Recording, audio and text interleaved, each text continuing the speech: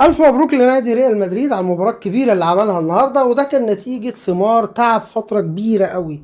لأن ريال مدريد فعلا يا جماعة مع مدربه الجديد شابي عامل حاجات حلوة قوي.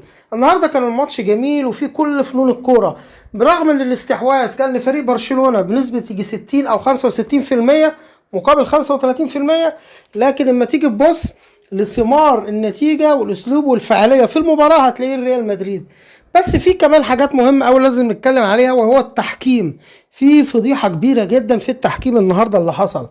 يعني في ضربة جزاء لفينيسيوس لاعب ريال مدريد على اللاعب لامين يامال، ضربة الجزاء بعد ما الحكم يحسبها والفار يلغيها اتضح جدا بنسبة كبيرة ان في كلام ان هي مظبوطة.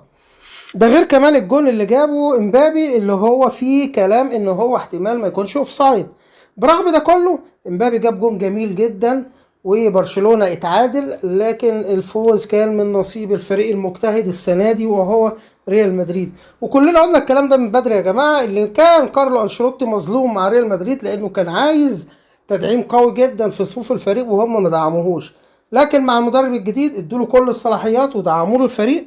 عشان كده ريال مدريد قدم مباراة رائعة، وزي ما قلت لكم بأقل مجهود، لأن كانت نسبة الاستحواذ لبرشلونة، بس المهم مش نسبة الاستحواذ، المهم النتيجة الفعالة وهو الاجوان. ريال مدريد كسب ب 2-1 في مباراة كبيرة، وكده على فريق برشلونة اللي هو لازم يعيد حساباته.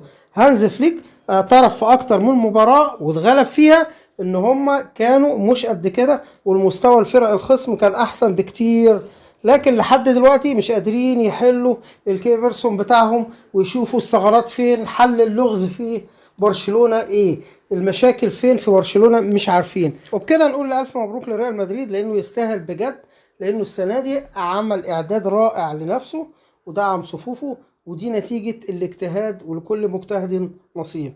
ألف مبروك، شكرا لكم، والسلام عليكم ورحمة الله وبركاته.